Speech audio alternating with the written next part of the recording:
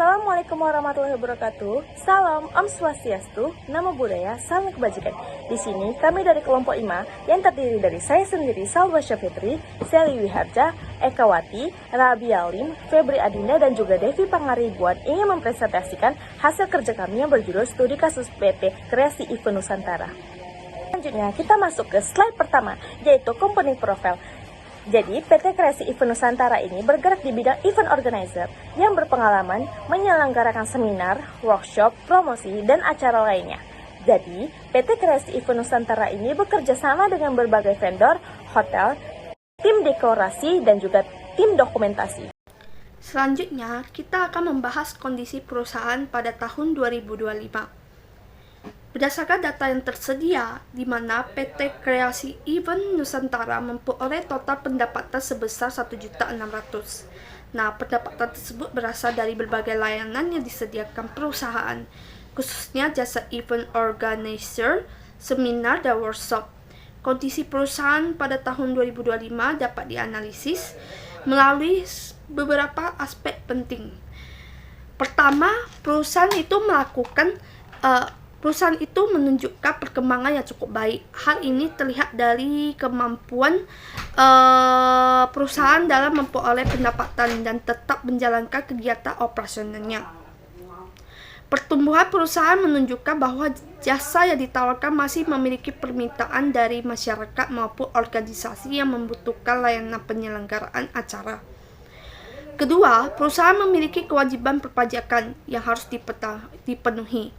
Sebagai badan usaha yang memperoleh penghasilan, perusahaan wajib melaksanakan kewajiban perpajakan sesuai dengan ketentuan yang berlaku. Nah, kewajiban tersebut meliputi perhitungan pembayaran dan pelaporan pajak secara tepat waktu. Pemenuhan kewajiban perpajakan sangat penting karena mencerminkan kepatuhan perusahaan terhadap peraturan pajak yang baik, juga dapat membantu perusahaan menghindari sanksi administrasi maupun denda yang dapat merugikan perusahaan. Ketiga, perusahaan menghadapi biaya operasional yang cukup tinggi. Nah, dalam industri event organizer, biaya operasional merupakan salah satu komponen yang sangat besar karena setiap kegiatan memerlukan banyak sumber daya. Biaya tersebut dapat berupa biaya sewa, gedung, biaya dekorasi, biaya konsumsi, peserta, biaya dokumentasi, biaya transportasi, biaya promosi, serta biaya pembayaran tenaga kerja yang terlibat dalam pelaksanaan acara. Apabila biaya operasional tidak dikendalikan dengan baik, maka keuntungan yang diperoleh perusahaan itu akan berkurang. Oleh karena itu, manajemen perusahaan perlu melakukan pengawasan dan pengendalian biaya secara efektif agar pendapatan yang diperoleh dapat menghasilkan laba yang optimal. Secara keseluruhan, kondisi perusahaan pada tahun 2025 dapat dikatakan cukup baik, namun perusahaan tetap perlu meningkatkan efisiensi operasional agar mampu meningkatkan profitabilitas dan daya saing perusahaan. Nah, selanjutnya data pendapatan. Pada slide ini ditampilkan data mengenai sumber pendapatan perusahaan. Pendapatan merupakan unsur yang sangat penting karena menjadi sumber utama pembiayaan seluruh kegiatan operasional perusahaan. Menerima pesanan untuk merencanakan dan melaksanakan suatu acara dari pelanggan.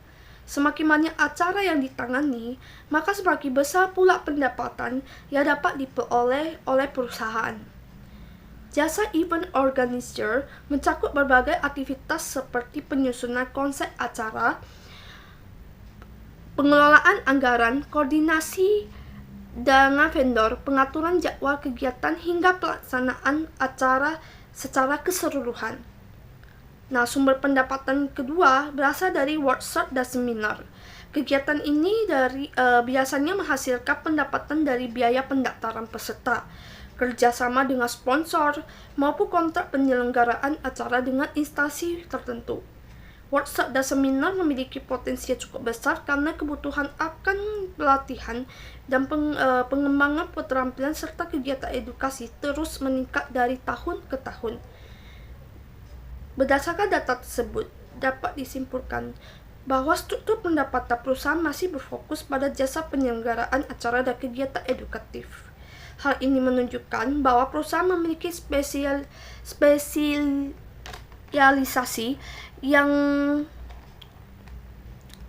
yang cukup jelas dalam bidang event organizer. Kedepannya, perusahaan dapat melakukan diversifikasi layanan dengan menawarkan jasa penyelenggaraan acara virtual, konferensi hibrid, peluncuran produk, ataupun kegiatan pemasaran digital. Sehingga sumber pendapatan menjadi lebih beragam dan risiko bisnis itu dapat diminimalkan. Saya akan menjelaskan jenis pajak yang dikenakan pada setiap transaksi yang terjadi dalam studi kasus.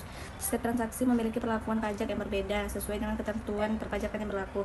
Yang pertama itu ada gaji karyawan. Gaji karyawan dikenakan PPh pasal 21 karena merupakan penghasilan yang diterima oleh pegawai atas pekerjaan yang dilakukan. Yang kedua ada honor pembicara. Honor yang diberikan kepada pembicara juga dikenakan PPh pasal 21 apabila penerima penghasilan adalah orang pribadi. Yang ketiga, jasa dokumentasi. Pembayaran jasa dokumentasi termasuk objek PPh pasal 23 dengan tarif 2% dari nilai jasa yang dibayarkan. Yang keempat ada jasa dekorasi. Jasa dekorasi juga termasuk jasa yang dikenakan PPh pasal 23 karena merupakan pembayaran atas jasa yang dilakukan oleh pihak lain. Yang kelima itu ada sewa ballroom hotel. Pembayaran sewa ballroom hotel dikenakan PPh final pasal 4 ayat 2 karena termasuk transaksi sewa tanah atau bangunan yang bersifat final. Yang keenam adalah laba perusahaan. Laba yang diperoleh perusahaan akan menjadi dasar perhitungan pajak penghasilan badan yang harus dibayarkan perusahaan sesuai ketentuan perpajakan yang berlaku. Pada transaksi ini, transaksi pertama adalah jasa dokumentasi dengan nilai 45 juta rupiah. Karena jasa dokumentasi termasuk objek PPh pasal 23, maka dikenakan tarif sebesar 2% dari nilai jasa. Perhitungannya adalah 45 juta dikalikan 2%, sehingga diperoleh PPh pasal 23 sebesar 900.000. Artinya, pihak yang membayar jasa akan memotong pajak sebesar 900.000 rupiah dan menyetorkannya ke negara. Sedangkan penyedia jasa menerima pembayaran setelah dikurangi pajak tersebut. Halo guys, di sini saya akan membahas tentang PPh final pasal 4 ayat 2, yaitu sewa ballroom hotel, nilai sewanya 150 juta. Tarif PPh finalnya yaitu 10%. Jadi perhitungannya itu 10% kali 150 juta sama dengan 15 juta. Jadi hasil PPh final yang harus dibayarkan sebesar 15 juta. Terus saya akan membahas tentang biaya operasionalnya. Total biaya operasionalnya yaitu terdapat gaji karyawan, honor pembicara, sewa ballroom, jasa dokumentasi, jasa dekorasi, konsumsi peserta, souvenir, transportasi, penyusutan, dan total biaya semuanya itu 981 juta. Laba komersialnya yaitu 1.600.000 kurang 981 juta sama dengan 619 juta. Oke, jadi kita akan masuk ke part di mana kita akan melihat apakah event organizer ini membutuhkan koreksi fiskal, dan jawabannya iya, mereka butuh koreksi fiskal. Pertama ada di biaya entertainment-nya sejumlah 40 juta, denda pajaknya 6 juta, dan selisih penyusutannya itu ada 12 juta. Jadi total koreksinya itu ada 68 juta. Alasan koreksinya kenapa? Karena pertama mereka nggak memenuhi syarat fiskal. Dan denda pajak nggak boleh jadi pengurang penghasilan. Terus, terdapat perbedaan penyusutan fiskal dan komersial. Jadi kita akan menghitung laba fiskal dan PPh badan. Di laba fiskal itu 619 juta ditambah 58 juta menjadi 677 juta. Dan PPh badan terutangnya itu tinggal dikalikan 70 juta dikali 677 juta dikali 22%, yaitu 160 juta. Dan setelah dikurangi PPh pasal 25, 148 juta 160.000 itu dikurangkan 80 juta menjadi 68 juta 940. Jadi PPh badan mereka kurang bayar sebesar 68 juta 940. Jadi kesimpulannya apa? PT Kreasi Event Nusantara itu memiliki kewajiban PPh 21, PPh 23, dan PPh final pasal 4 ayat 2 dan PPh badan. PPh pasal 23-nya itu dipotong sebesar 900.000. Final untuk sewa ballroom-nya itu sebesar 15 juta dan laba fiskal perusahaan sebesar 677 juta. Dan PPh badan kurang bayar sebesar 68 juta 940 juta.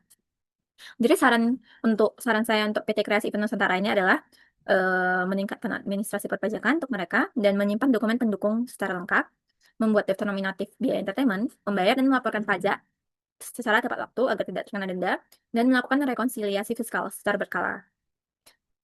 Sekian presentasi dari kelompok kita. Terima kasih. Mohon maaf bila ada kesalahan.